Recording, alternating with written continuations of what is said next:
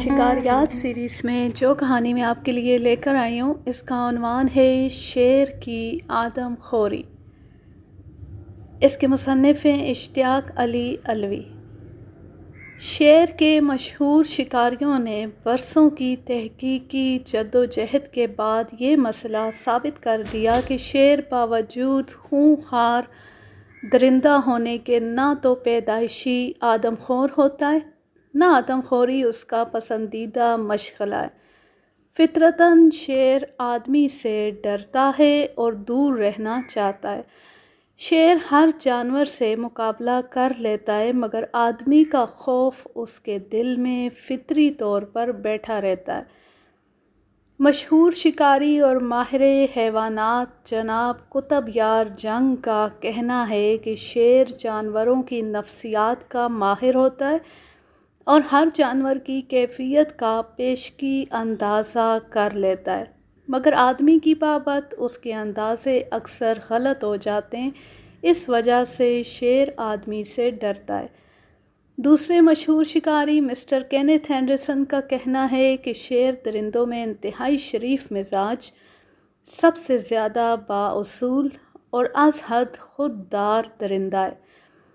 وہ اپنے وقار اور آن بان کی خاطر سب کچھ کر سکتا ہے سوائے کمینگی کے۔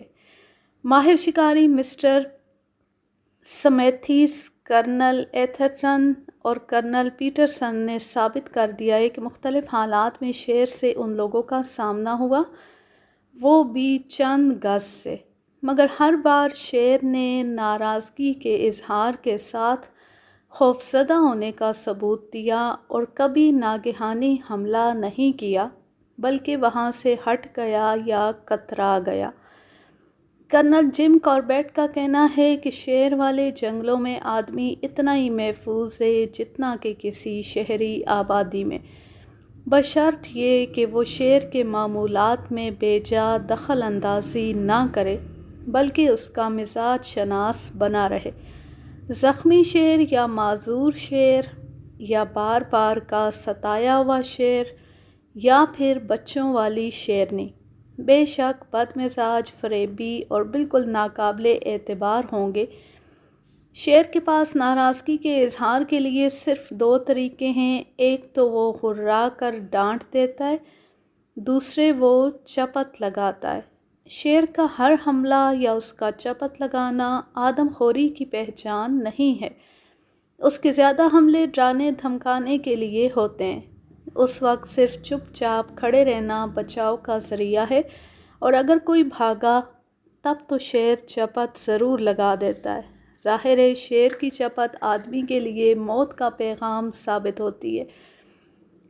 ہر شکاری اس بات پر متفق ہے کہ عام طور پر دو صورتوں میں شیر آدم خور ہو جاتا ہے۔ ایک تو وہ حالات ہیں کہ آدم خور شیرنی کا بچہ جو ماں کے ساتھ شکار پر جاتا ہو اور اس کی ماں نے اس کے سامنے آدمی مارے ہوں اور اس طرح شیر کے دل سے آدمی کا فطری ڈر اور خوف نکل گیا ہو، تو ایسا پٹھا جب جوان ہوتا ہے تو اس کی نگاہ میں آدمی ایک حقیر اور بے وقار فرد ہوتا ہے۔ دوسری صورتیں عام طور پر دیکھنے میں آتی ہیں، یعنی جو شیر کسی وجہ سے ہاتھ پیر یا بدن کے کسی حصے سے معذور ہو جائے اور اس معذوری میں وہ اپنا پیٹ بھرنے کے لیے کسی جانور کا شکار کرے، مگر ہر بار اس کے مارے ہوئے شکار کی لاش کو اس کی آنکھوں کے سامنے آدمی اٹھا لے جائیں تو اس کو آدمیوں سے نفرت ہو جاتی ہے، یا جب اس کو چوٹ لگے اور فوراً بعد وہاں پر اس کو کوئی آدمی نظر آئے تب بھی اسے آدمی سے نفرت ہو جاتی ہے۔ اور جب نفرت کے اظہار میں شیر دو ایک بار کسی آدمی کو چپت مار دیتا ہے تو انسان کا بھرم اس کی نظر میں ٹوٹ جاتا ہے اور انسان کی فطری دہشت بالکل ختم ہو جاتی ہے۔ ایسی صورتحال میں وہ شیر آدم خوری کی راہ پر ضرور لگ جاتا ہے۔ شیر پر یہ الزام کہ آدمی کا خون اس کو زیادہ مزیدار لگتا ہے، اس کی بابت میں نے بہت چھان بین کی اور ماہر شکاریوں کی رائے جاننی چاہی مگر کوئی مضبوط دلیل نہیں ملی۔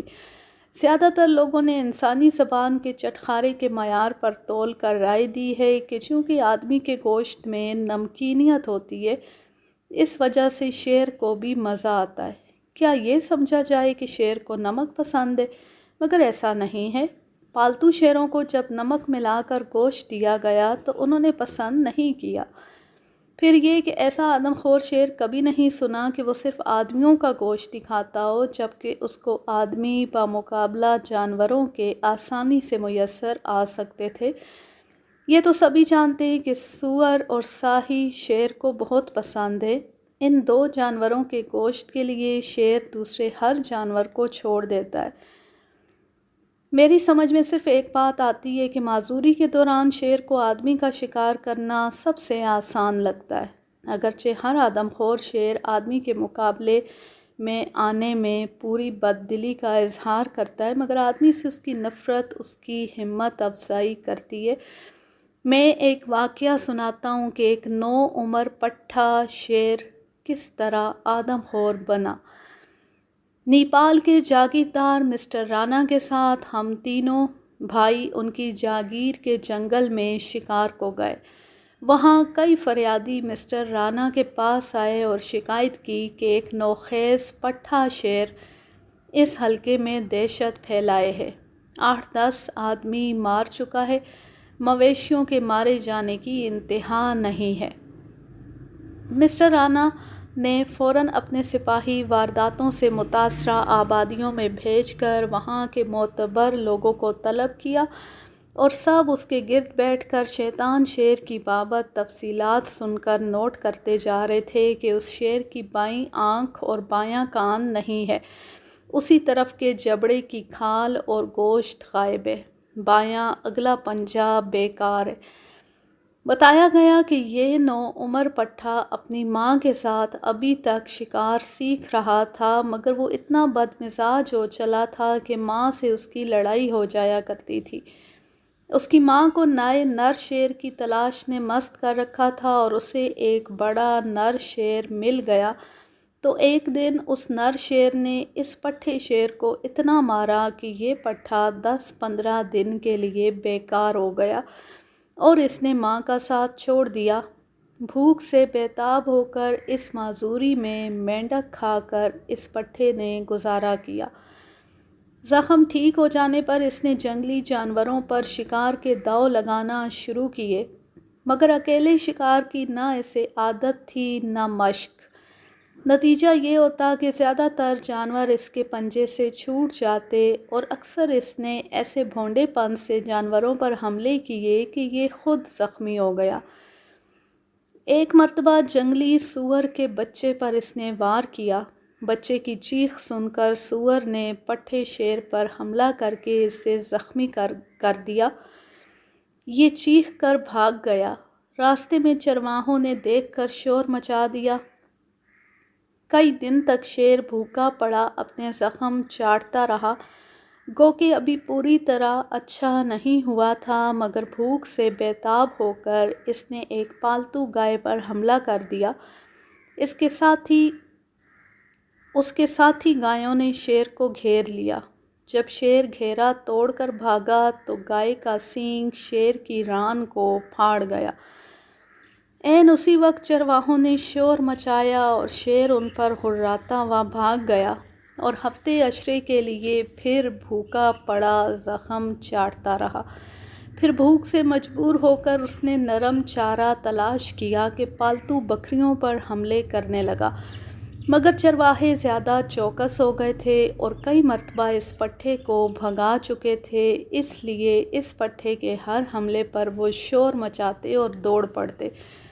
اس کا نتیجہ یہ ہوتا کہ پٹھا شیر بکری کی لاش چھوڑ کر ہراتا ہوا بھاگ جاتا اور چرواہے بکری کی لاش اٹھا کر گاؤں لے جاتے اور شیر پھر بھوکا رہ جاتا۔ شیر کی بھوک برداشت سے باہر ہو چکی تھی اور آدمی سے اس کی نفرت بھی بے حد بڑھ چکی تھی۔ اس پٹھے شیر کو اپنی خودداری اور اپنے وقار پر دھبا آتا محسوس ہوا اور اس نے بھوک سے بیتاب ہو کر ایڑیاں رگڑ کر مرنے کی بجائے شیروں کی موت مرنے کا آخری فیصلہ کر لیا۔ بکریوں کا ایک گلہ گزر رہا تھا۔ سب سے اگلی بکری پر اس نے نشانہ جما لیا۔ چرواہے کی موجودگی کی وجہ سے اس کی ہمت بار بار جواب دے جاتی رہی۔ ہر بار وہ پورے بدن سے کانپ جاتا کہ آدمی سے مقابلہ وہ کیسے کرے گا، آدمی جس کو وہ اپنے سے ہر طرح سے زیادہ طاقتور سمجھتا تھا، مگر شیر کے وقار اور اس کی انا کا سوال تھا۔ تیوریاں بدل بدل کر اس نے ایسے نزدیک اپنی موت سے پنجہ ملانے کو آگے بڑھایا۔ وہ سمٹا سکڑا، آخری بار چرواہے کی طرف غضبناک انداز میں اس نے گھورا، کان پیچھے کو پلٹ دیے، دم کی نوک کو ہلایا، گردن کو جھکایا، ایک پنجہ آگے کو بڑھا کر بدن کو قابو میں کیا۔ نظریں بکری پر جم گئیں۔ بکری زد پر آ چکی تھی۔ شیر نے ایک ہی چھلانگ میں اس کو دبوچ لیا۔ یہ چرواہا پہلے بھی اس شیر پٹھے کو کئی بار بھگا چکا تھا۔ وہ بے خوف ہو کر لاٹھی لے کر شیر پر لپک پڑا۔ شیر نے بکری کو چھوڑا، چرواہے کی کمر کو منہ میں دبا لیا، ایک پنجہ شانے پر رکھا، دوسرا اس کے کولہے پر سہارے کے لیے جمایا تو چرواہا زمین پر گر پڑا۔ خوف کے مارے شیر اس کو زور سے بہت دیر تک دبوچے رہا۔ چرواہے کا بدن ڈھیلا پڑ گیا۔ شیر نے دھیرے دھیرے گرفت کو ڈھیلا کیا اور کچھ دیر چرواہے کی لاش کو گھورتا رہا۔ جب اس میں کوئی جنبش نہ ہوئی تو اس نے بار بار بکری کی طرف اور چرواہے کی لاش کی طرف دیکھا۔ وہ فیصلہ نہیں کر پا رہا تھا کہ یہ عظیم انسان واقعی مر چکا ہے۔ انسان کا بھرم اس شیر کی نگاہ میں ٹوٹ چکا تھا، پھر بھی شیر کو یقین نہیں آ رہا تھا۔ وہ پلٹا اور چرواہے کی لاش کو کمر پر سے اس نے دانتوں میں دبا کر اٹھا لیا اور قریب کی گھنی جھاڑیوں میں لے جا کر رکھ دیا۔ اب اس کو بھوک یاد آئی، مگر اس کے سامنے سوال تھا کہ بکری کو کھائے یا نئی خوراک سے پیٹ بھرے۔ شاید اس کو اپنی محنت کا خیال آیا اور اس نے چرواہے کی لاش کو کھایا، اور جب گاؤں والے وہاں پہنچے تو اس کا بھوکا پیٹ بھر چکا تھا۔ بکری کی لاش کو گاؤں والے اٹھا لے گئے۔ اس واردات کے بعد سے شیر بکریاں مارتا رہا، اور جب بھی کوئی آدمی بیچ میں بلا وجہ دخل انداز ہوا تو اس نے 20 آدمیوں کو زخمی کیا اور 2 کو کھا گیا۔ یہ درست ہے کہ یہ شیر آدمیوں سے اتنا نہیں ڈرتا تھا جتنا کوئی دوسرا شیر۔ اسی طرح یہ شیر بہت ڈھیٹ ہو گیا تھا، مگر اب یہ شہرت تھی کہ جس آدمی کو اس شیر نے تمانچہ مار دیا وہ ضرور مر گیا۔ گاؤں کے کسی من چلے نے ایک دن جب شیر نے پالتو بکری ماری تھی اور تھوڑا گوشت شیر نے کھایا تھا کہ آدمی پہنچ گئے تو ایک بم گوشت میں چھپا دیا جس کو شیر نے دبا دیا۔ اس نے اس کی ایک آنکھ، ایک کان اور جبڑے کا گوشت اڑا دیا، مگر جب بم کا دھماکہ ہوا تو درخت پر بیٹھے آدمی خوشی میں خوب چیخے۔ شیر سخت زخمی ہوا، مگر دھماکے کے ساتھ آدمیوں کی آوازیں سن کر اس کو یقین ہو گیا کہ یہ کارستانی آدمیوں کی ہے۔ اس کا نتیجہ یہ ہوا کہ جب جب زخموں کی تکلیف شیر کو ستاتی تب تب آدمی سے نفرت اس کی اور بڑھ جاتی۔ مہینے بھر بعد جب وہ اچھا ہو گیا تو ایک رات وہ جاگیردار مسٹر رانا کے بکری کے فارم میں اندر گھس گیا، جہاں بکریاں لوہے کی خاردار کٹہرے میں بند رہتی تھیں۔ موٹی لوہے کی جالی کی کھڑکی کا ایک کونا کچھ پھٹا ہوا تھا۔ شیر نے اپنا اگلا پنجہ ڈالنے کو اندر ڈال دی، مگر جب واپس نکالنا چاہا تو لوہے کی خاردار نوکیں اس کے پنجے میں چبھیں۔ جتنا جتنا اس نے زور لگایا نوکیں چبھتی چلی گئیں۔ شیر نے غصے میں آ کر زوردار جھٹکا دیا جس سے کافی شور اٹھا۔ چوکیداروں نے ہوائی فائر کیے اور شور مچایا۔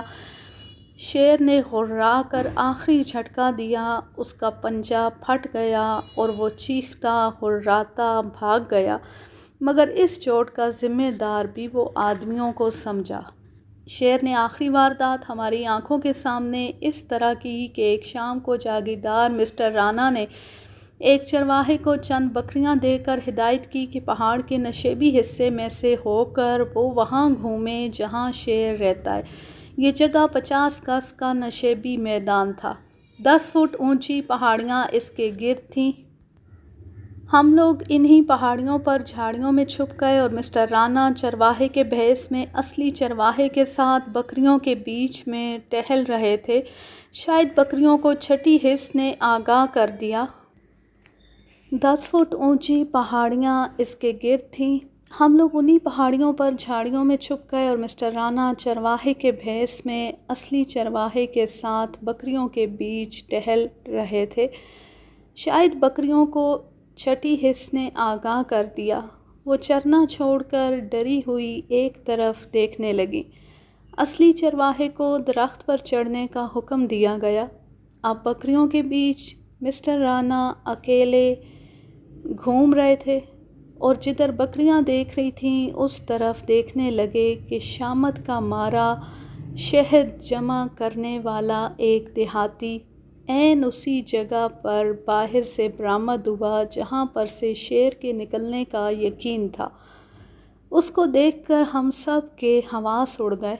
مسٹر رانا اس کی طرف بڑھنا ہی چاہتے تھے کہ اس آدمی اور شیر نے ایک دوسرے کو دیکھ لیا۔ بجلی کی لپک جیسی تیزی سے شیر نے آدمی پر چھلانگ لگا دی اور گرج دار آواز نے پہاڑوں کا سینہ دہلا دیا۔ سچ پوچھیں تو شیر کے حملے میں اتنی تیزی تھی کہ ہم کو ایک پیلی سی لکیر جھاڑی سے آدمی تک پہنچتی نظر آئی تھی۔ اس کے ساتھ ہی ہولناک گرج سنائی دی تھی۔ پلک جھپکتے ہی آدمی اور شیر زمین پر تھے۔ شیر کی دم مسٹر رانا کی طرف تھی اور ان سے فاصلہ 25 قدم تھا۔ ہماری آنکھیں جھپکنا بھول گئیں، انگلیاں لبلبی نہ دبا سکیں، بدن کا خون سوکھ گیا۔ سوکھی زبان کو ہم ہونٹوں پر پھیرتے رہے۔ مسٹر رانا فوراً ہی زمین پر لیٹ گئے اور شیر کے اٹھے ہوئے کوہلے پر گولی مار دی۔ گولی کے ساتھ شیر 8-10 قدم پیچھے لڑھکتا چلا گیا اور اٹھ کر مسٹر رانا کی طرف اگلے پنجوں سے بڑھا، مگر اس کا پچھلا دھڑ مفلوج ہو چکا تھا۔ مسٹر رانا نے دوسرا فائر اس پر کیا۔ بدقسمتی سے کارتوس نہیں چلا۔ یہ دیکھ کر شبو میاں نے اپنے ہاتھ کو بہت روک کر رائفل کی گولی شیر کے شولڈر بلیڈ پر ماری۔ شیر پھر لڑھکا۔ اب میری اور ببو میاں کی گولیاں اس کے سر اور دل کے چیتھڑے اڑا گئیں۔ میں پھر کہتا ہوں کہ فطرتاً شیر شریف تھا۔ اس کو سلسلے وار حادثات نے آدم خور بنا دیا۔ آدمیوں نے شیر کے مزاج کو سمجھنا نہیں چاہا۔ شیر کی خراب عادتوں کے پڑھنے میں انسان کی لاپرواہی بھی شامل رہتی ہے۔ یوں یہ کہانی اپنے اختتام کو پہنچی۔ اب میں لیتی ہوں آپ سے اجازت۔ جہاں رہیں خوش رہیں، شاد و آباد رہیں، ہنستے مسکراتے رہیں۔ اللہ حافظ، اللہ نگہبان۔